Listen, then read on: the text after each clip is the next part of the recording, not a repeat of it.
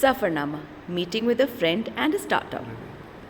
Hi, welcome back to Safarnama with Hiral. I don't even know which episode it is. But I'm always so excited. मुझे ना हमेशा इतनी खुशी होती है जब मैं कुछ ऐसा शूट करने जा रही होती हूँ. आज का दिन मेरे लिए और ज़्यादा खुशी भरा है. मेरी परवरिश जो है वो नाइजीरिया में हुई थी, West Africa. I grew up in a city call Lagos. ठीक है, तो वहाँ पे ना हमारी जो इंडियन कम्युनिटी थी, छोटी सी अच्छी सी कम्युनिटी थी. We were a very close knit family.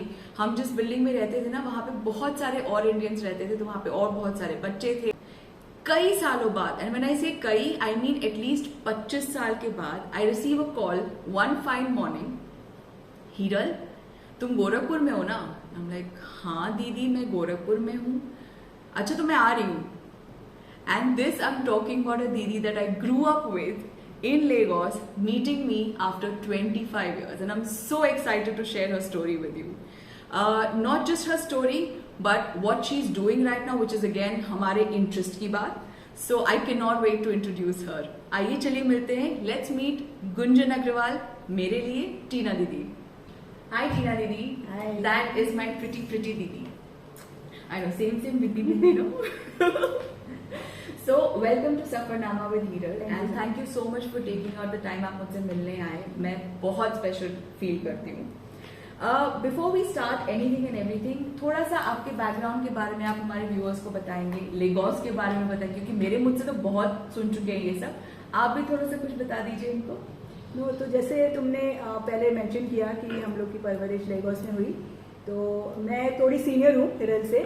मैं क्लास 7 से क्लास 12 तक लेगोस में पढ़ी. We had a CBSE school there, and 12th के बाद मैं मुंबई आ गई, एंड मुंबई में मैंने मेरा ग्रेजुएशन किया. And about 2 years after graduation I got married. It was an arrange marriage, and now I have 2 beautiful daughters, and it's like 21 years of my marriage, and now I am moving towards different goals in life as the kids have grown up. तो like you said, it's been 21 years of marriage. तो आप 21 years तक आपने मतलब एक home maker का ही role निभाया है. आपने हाँ. बीच में कभी कुछ, आपको कभी बीच में ऐसा लगा नहीं कि आपको कुछ काम करना है, या यू नो यूर बीइंग, जैसे आजकल मैं बहुत ये सुनती हूँ कि अगर किसी की शादी हो रही है, वो घर में है, तो 2-3 साल बाद ही उसको लगता है कि मुझे you know she feel that she is being left out, कि दुनिया कितना कुछ कर रही है और यू नो हम नहीं कर पा रही क्योंकि हम शायद होम मेकर का रोल निभा रहे हैं कुछ. तो आपको कभी दीदी ऐसा नहीं लगा बीच में? So I never really pushed myself into doing anything while I was there, and my kids were also small. They needed all my attention. तो मैंने कभी इतना ज़्यादा डीप थॉट दिया नहीं. मुझे करना कुछ जरूर था, लेकिन मैंने उस वक्त थॉट नहीं दिया, क्योंकि मुझे ऐसा लगा कि वो समय ठीक नहीं है, क्योंकि अननेसेसरीली इश्यूज ही क्रिएट होते. कुछ रिलैक्स वे में मैं कुछ कर नहीं पाती. सो मैंने वेट किया आराम से. आई थिंक दैट ये बहुत ही पॉजिटिव अप्रोच होता है जिंदगी का, क्योंकि आजकल सबको ही यू नो वो दौड़ में इतना बिजी हो गया, सबको सब कुछ करना है, एवरीथिंग यू नो, चाहे वो घर हो, मैनेजमेंट हो, काम हो, everything, everybody wants to do everything. But हर एक चीज का एक समय होता है, एंड हर एक चीज का एक सही टाइम होता है. आई थिंक वो अगर फॉलो किया जाए, विच जैसे दीदी ने किया, that she waited for the right time, तो अब उस राइट टाइम की बारी आ गई जिसके बारे में हम बात करेंगे. तो मेरे सामने एक रेंज ऑफ प्रोडक्ट्स रखा है by the very very interesting name of Gist. दीदी, what is this? I mean I love the name. ये नाम क्या है, कैसे है, कहाँ है? तो नाम के बारे में बताने के पहले हमने कैसे शुरू किया, हाँ जी. मैं वो जर्नी के बारे में बताती हूँ. सो मेरे husband Vikas, he is very interested in investing in new startups and raising funds for them.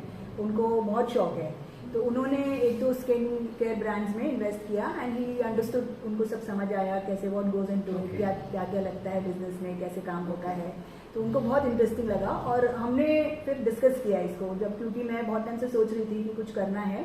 तो उन्होंने सजेस्ट किया कि इसमें करते हैं, क्योंकि इसमें एक तो स्कोप बहुत है, बिकॉज इंडियन स्किन के लिए अभी तक परफेक्ट कुछ भी नहीं आया है, क्योंकि Indian skin varies on every direction. East west north south सबकी स्किन डिफरेंट है, और सबकी रिक्वायरमेंट डिफरेंट है, और अभी तक किसी को सेटिस्फैक्ट्री कोई प्रोडक्ट नहीं मिला. मतलब हम वही वो फॉरेन के प्रोडक्ट्स यूज करते हैं, बिकॉज उनकी स्किन हमारी स्किन में बहुत फर्क होता है. तो we came up with the concept of hemp. Okay. Hemp अभी एग्रीकल्चरली ग्रो होने लगा है, एंड FSSAI ने और FDA ने सबने अप्रूव कर दिया है हेम्प को यूज करने के लिए फूड में and in products and everything. And hemp basically एक रिलैक्सेंट होता है, और ये वाला जो परसेंटेज है, it is very mild. So it अच्छा। cannot be misused as a drug or anything, but it is very good हाँ, for वो मेंशन करना बहुत जरूरी है। it is very good for your skin. Okay. It regenerates your skin and relaxes your skin. अच्छा, तो yes, हमको इसकी स्टोरी तो पता चल गई कि how did this come into being, लेकिन नाम का अभी भी हमें डिटेल पता नहीं चला है।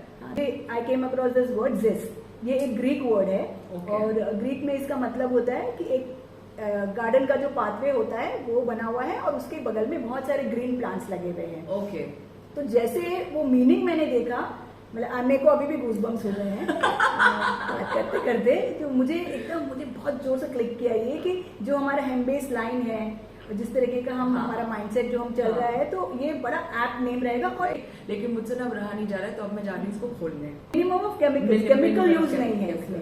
What ever the scientific approach is for the naturally derived stuff. Till date we have not received any negative comment like that, and I am very confident कि I am on the right track. तो ये तो हो गई product की बात, हमने सब जान लिया इसके अंदर कितनी अच्छी अच्छी चीजें गई हैं। लेकिन एक चीज होती है बनाने, क्योंकि हम भी केक बनाते हैं, हम भी खाना बनाते हैं, ऑल ऑफ दिस। बनाना तो सबसे आसान पार्ट होता है, पर फिर उसको बेचने के लिए एक टीम पूरी क्रिएट करना, मतलब I think as a homemaker जब आप किसी भी बिजनेस को स्टार्ट करते हो ना, तो जनरली लोग घर से शुरू करते हैं, क्योंकि सबसे इजी सेलिंग पॉइंट घर रहता है, ठीक है। पर आपका प्रोडक्ट तो ऐसा है नहीं, right? It needs a display, कहीं पे रखा हो, आदमी देखेगा, फिर ट्राई करेगा, फिर उसको समझेगा। तो में ये क्लियर था कि हम ये ऑनलाइन सेलिंग ही करेंगे, Okay. क्योंकि ये पोस्ट कोविड इफेक्ट है। तो पोस्ट आप कोविड सीधा हमने B2C कर ऑनलाइन रहे हो। मार्केट का पोटेंशियल देख लिया था, और हमने शुरू से ही क्योंकि उसमें क्या बहुत सारी चीजें होती है ना, फिर देन ऑनलाइन में हमें ऑलरेडी अमेजोन के साथ सेटअप है, तो हमें वेयर हाउसिंग मिल जाती है। अच्छा, then we have another warehouse outsource हमारे लिए, जहाँ पे हम हमारा एक्चुअल स्टफ रखते हैं। तो आपने जैसे मुझे ये सब बताया, एक सवाल मेरे दिमाग में आता है। आपने बोला कि ये आपका स्टार्टअप है, ठीक है। आजकल this word is being used very easily and everywhere. What exactly is a startup? आपने जैसे बोला डायरेक्ट टू कस्टमर आप कर रहे हो, तो ये स्टार्टअप क्या है, कैसे, क्या चैलेंजेस आते हैं इसको करने के लिए, क्या उसके बारे में आप कुछ हमें बता सकते हो? जब हमें टीम चाहिए होती है, वी वांट कि हमारी इन हाउस टीम हो जो हमारे साथ कॉन्स्टेंटली 24/7 काम करे, तो वो एक बहुत बड़ा चैलेंज हो जाता है, क्योंकि जब तक कोई ब्रांड नाम नहीं कमा लेता है, तब तक लोगों को भरोसा नहीं होता कि हम यहाँ काम करेंगे तो हमारे पैसे मिल जाएंगे, या ये हमें विल बी जस्टिफाइड कि हम कहीं से काम छोड़ के आ रहे हैं और हम यहाँ पे, क्योंकि हमें भी कोई 2-3 साल एक्सपीरियंस वाला आदमी चाहिए, हमें भी हमारे जैसा ब्रांड न्यू तो चाहिए नहीं जिसको ज्यादा कुछ पता नहीं है उसके बारे में। तो ये सबसे बड़ा चैलेंज होता है किसी भी स्टार्टअप में, टीम बनाना, क्योंकि लोगों को वो कॉन्फिडेंस दिलाना पड़ता है कि आप सही जगह आए हो, और हम अच्छा काम करने वाले हैं। और पीस ऑफ माइंड की जहाँ तक बात है, तो वो तो कुछ भी नया करो, तो जब तक वो सक्सेस नहीं हो जाता तब तक माइंड पीसफुल होता ही नहीं है। और दिन रात, वो मेरे हस्बैंड हमेशा मुझे बोलते कि जब तक तुम्हारा दिन रात दिमाग में नहीं घुसे, तब तक तुम सोचना मत कि तुम सक्सेसफुल हो गई। तो वही है, आई एम गेटिंग देयर।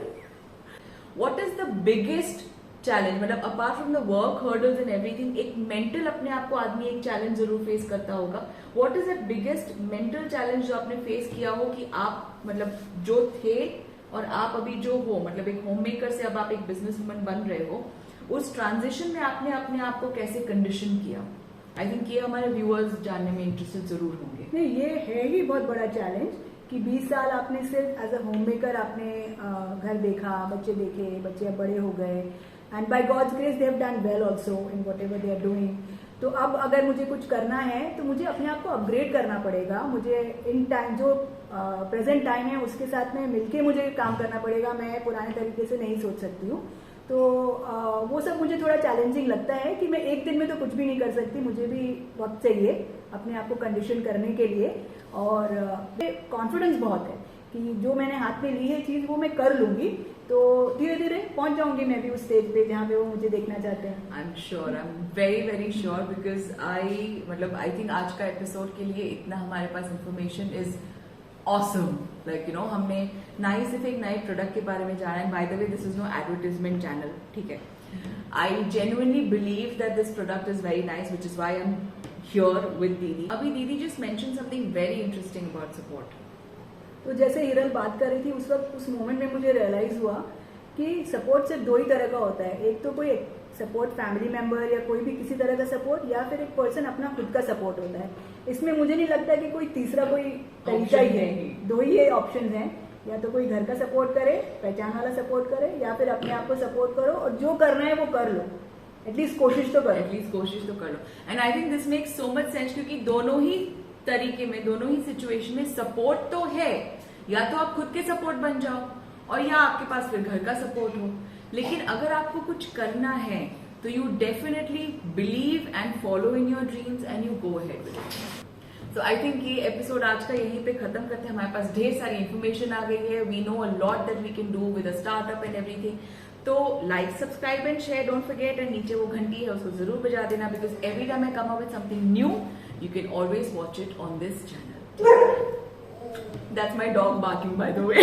अब वो उठ गया, अब मुझे जाना पड़ेगा। Bye, see you. Thank you, दीदी। Thank you so much. And so that's us celebrating her coming home with a cake. I had the most fun time speaking with Tina Didi, and we absolutely had a blast talking about old times. I am going to keep bringing you such content where I have different women entrepreneurs come here and speak about their journey.